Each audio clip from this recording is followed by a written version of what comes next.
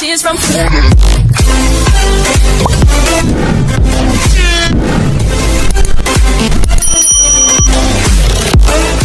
Tears from Assalamualaikum warahmatullahi wabarakatuh. Alhamdulillah alladzi arsala rasulahu bil huda wa dinil haqq liyudhhirahu 'ala dini kullihi wa kafa billahi shahida. Asyhadu an la ilaha illallah wa asyhadu anna Muhammadan 'abduhu wa rasuluh. Allahumma shalli ala sayyidina Muhammad wa ala alihi wa ashabihi ajma'in. Rabbi shrah li sadri wa yassir li amri wahlul 'uqdatam min lisani yafqahu qawli. Amma ba'du. Yang kami muliakan, kami hormati para alim ulama, para guru, wabil khusus Kiai Haji Rusli Hasbi yang tadi memberikan pada kita begitu banyak pesan-pesan yang luar biasa. Imam tarawih kita Kiai Haji Miftahul Hafiz, para pengurus dan pimpinan Masjid Raya Bintaro Jaya dan jamaah sholat tarawih rahimahumullah. Alhamdulillah, malam hari ini bersyukur sekali saya bisa kembali bersujud di masjid yang legendaris ini. Ini masjid yang jamaahnya dari mana-mana, tapi juga dikenal sebagai salah satu simbol kegiatan dakwah di daerah Tangerang Selatan, Banten, bukan Jakarta. Iya, soalnya waktu saya bertugas luar teritori kalau ke sini. Terima kasih atas undangannya. Beberapa hari yang lalu di tempat kami ada kegiatan buka bersama para kiai yang biasanya kita subuhan Jumat pertama, itu ada subuhan di rumah bersama para kiai di Jakarta, dan kemarin ada tidak subuhan tapi buka bersama, dan diingatkan untuk hadir ke MRPJ. Saya ketika dengar MRPJ itu saya kira nama radio. MRPJ, ternyata MRPJ itu Masjid Raya Bintaro Jaya. Saya bilang insya Allah prinsipnya memang sederhana Pak, lebih baik mendadak datang daripada mendadak batal. Ya kan, udah diberitahu pengumuman beredar, mendadak bisa, waduh itu berapa lagi enak. Tapi alhamdulillah mendadaknya masih tidak terlalu mendadak dari asar, jadi sudah ada dalam bayangan Pak, insya Allah ingin ke masjid sini, tapi waktunya kapan, begitu ada kosong langsung berkabar. Alhamdulillah bisa sama-sama bersujud dan sama-sama tadi mendengarkan pesan yang luar biasa. Tadi disampaikan oleh Kiai Rusli Hasbi tentang kesempatan Ramadan ini sebagai kesempatan untuk kita meningkatkan ketakwaan kita. Jadi sebenarnya kalau sudah ada ceramah dari beliau, tadi saya sampaikan, saya ini seperti air tayamum, seperti tayamum. Tayamum itu kalau sudah ada air batal. Nah, kalau sudah ada Pak Kiai itu tidak perlu ada lagi saya lagi bicara di sini, itu udah selesai. Itu. Meneruskan saja. Baginda Nabi besar Rasulullah Muhammad SAW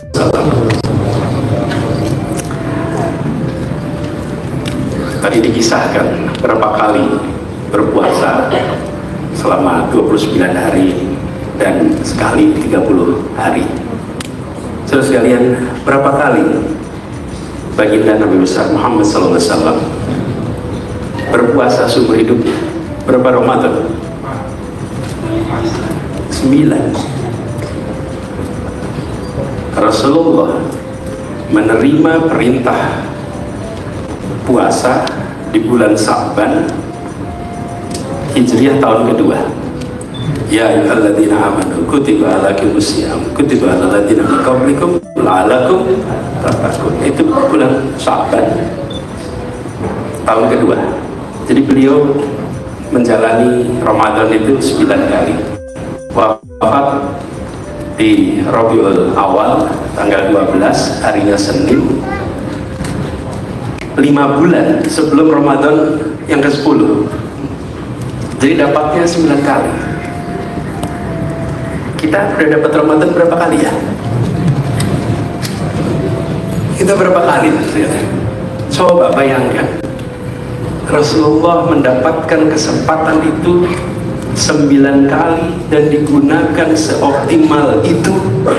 Kita ini berlipat kali lebih banyak kesempatan itu dibukakan untuk kita bisa mendekati derajat muttaqin. Insya Allah kita semua nantinya bisa mendapatkan derajat muttaqin. Jadi meneruskan pesan yang tadi, ini sebuah kesempatan bagi kita. Nah, Ramadan ditempatkan sebagai pembelajaran, 1 bulan pelatihan, 1 bulan training, yang harapannya nantinya kita akan mencerminkan pribadi-pribadi yang bertakwa. Nah, di sisi lain, meneruskan ceramah tadi, kita ini berada di Indonesia yang penuh dengan masalah. Bambu tumbuh sendiri, tadi diceritakan itu. Lalu ada surat-surat keluar di tempat yang tidak seharusnya, macam-macam lah Republik ini ada.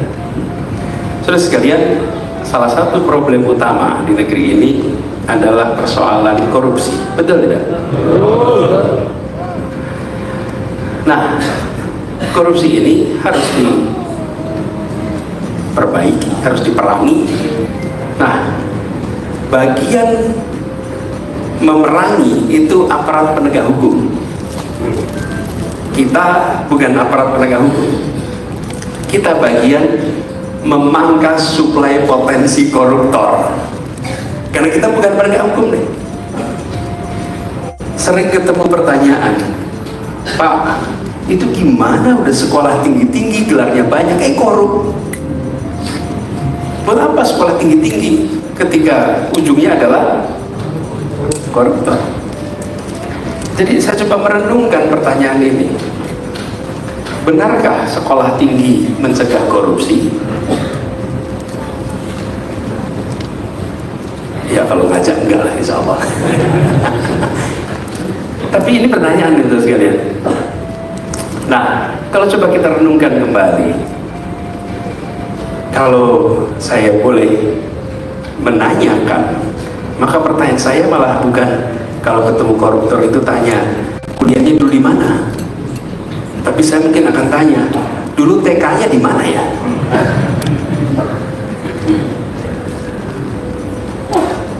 Kenapa?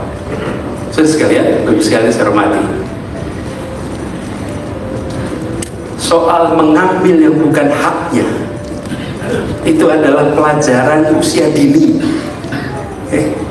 Itu pelajaran usia dini. Ketika anak-anak di usia 0 sampai 6 tahun itu diajari mana yang menjadi haknya dan mana yang bukan menjadi haknya. Diajarinya itu di usia dini. Kalau di usia dini tidak diajarkan tentang prinsip-prinsip, nilai-nilai dasar, maka kedepannya itu akan kita panen masalah. Kalau sudah kuliah, ini semua di sini yang pernah merasakan kuliah. Kuliah itu belajarnya tentang bagaimana melakukan penelitian, bagaimana menulis paper, bagaimana metode ilmiah. Tapi tentang yang hak miliknya dan yang bukan, itu bukan di situ, itu lebih dasar. Ini hal yang paling dasar. Nah, kita seringkali menganggap pendidikan yang penting adalah pendidikan yang tinggi. Karena cara penamaannya, namanya pendidikan tinggi. Makin tinggi makin baik. Saudara sekalian, pendidikan yang paling penting, yang paling menghasilkan manfaat bagi dirinya dan bagi masyarakatnya adalah pendidikan pra-SD. Iya. Nah, kita semua sudah lewat. Jadi pertanyaan, aduh udah terlanjur kita. Betul, pendidikan terpenting, dan ini bukan kata orang yang menghasilkan mendapatkan hadiah Nobel dan bukan ahli pendidikan, tapi tapi ahli ekonomi yang dia berhasil membuktikan bahwa pendidikan dengan hasil manfaat terbesar adalah pendidikan pra-SD di rumah dengan orang tua, dan PK, preschool, dan apapun namanya itu 0 sampai 6 itu yang paling penting. 0 sampai 6. Nah, namanya kalau mau nanti anak-anak muda mau ngecek, namanya James Hartman. Silahkan di Google nanti Anda akan ketemu penerima hadiah Nobel. Jadi kalau sekedar penelitian saja dikutip, nah itu biasa. Tapi kalau sampai menerima hadiah Nobel karena temuan, nah itu baru luar biasa. Kenapa luar biasa? Karena mengejutkan. Selama ini kita sering berpandangan bahwa pendidikan itu makin tinggi makin penting. Ini ternyata dibentukkan dasar.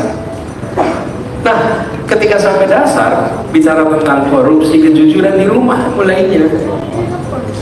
Nah, kalau kita tidak secara serius membereskan ini dan hanya mengandalkan penegakan hukum, sulit. Bayangkan, jadi ayah naik mobil tanpa sadar melanggar rambu-rambu lalu lintas. Ada petugas. Kalau melanggar rambu nggak ada petugas, aman. Kita kan sering sekali belum taat hukum, tapi taat penegak hukum. Jadi kalau belum ada penegaknya, ya kita langgar. Ada petugasnya, terus diberhentiin. Begitu diberhentiin, si suami, si bapak yang dalam satu mobil, ada anaknya, ada istrinya, langsung nengok ke kiri, ke istrinya, bu, buka tasnya, bu, ambil uangnya, bu. Ini bapak ini sedang mengajarkan kepada semua anak-anaknya bahwa menyogok itu adalah wajar. Lalu diminta STNK, uangnya diselipit di dalam STNK, diajari semobil itu. Diajari. Setelah itu selesai, lalu di jalan, memang polisi itu korup. Yang korup siapa? Petugas belum minta, dia udah nyiapin. Nanti pulang ke diskusi, negeri ini koruptor. Lah ya bapak di rumah tadi ngajarin anak-anak korup. Saudara sekalian, begitu banyak kebiasaan-kebiasaan keseharian kita yang sesungguhnya tanpa kita sadari tidak membuat kita bisa memangkas suplai koruptor di republik ini. Kita senang kalau penegak hukum itu berhasil menegakkan hukum dengan benar, tapi kita juga lebih senang kalau kita sama-sama mencegah munculnya pribadi-pribadi koruptif. Dari mana? Dari rumah-rumah kita, dari rumah-rumah kita. Dan itu artinya pendidikan di usia dini. Bagaimana kita yang sudah terlanjur tidak dini usianya, apalagi senja. Tapi yang di sini kita kira-kira masih muda semua. Tanya Pak, kalau di atas 60 itu muda nggak tuh?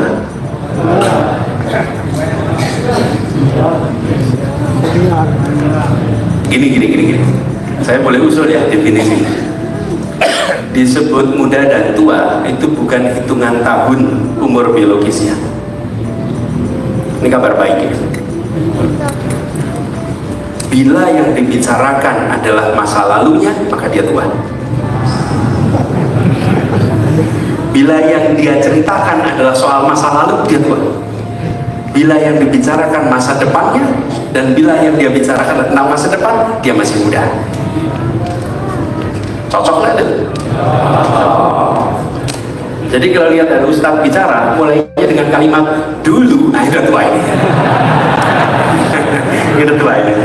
Ini tanda-tanda tua nih kalau mulainya dulu, nah itu tua ini. Tapi kalau mulainya besok, nah ini masih muda. Masih muda.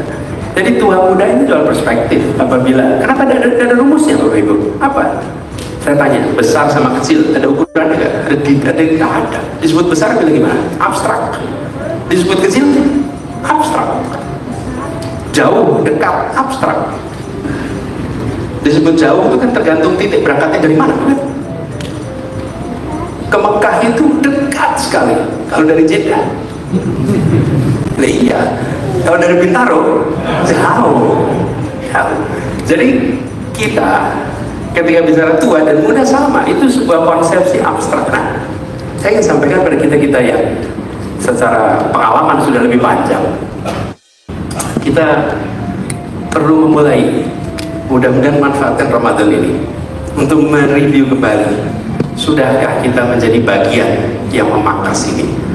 Dan saya meyakini masa depan ini ciri-ciri budaya, masih ngomong masa depan ya. Masa depan adalah era di mana korupsi akan dipandang sebagai aktivitas primitif. Kenapa? Karena dia bertentangan dengan nilai-nilai dasar kebenaran dan kebaikan. Gak mungkin bisa bertahan.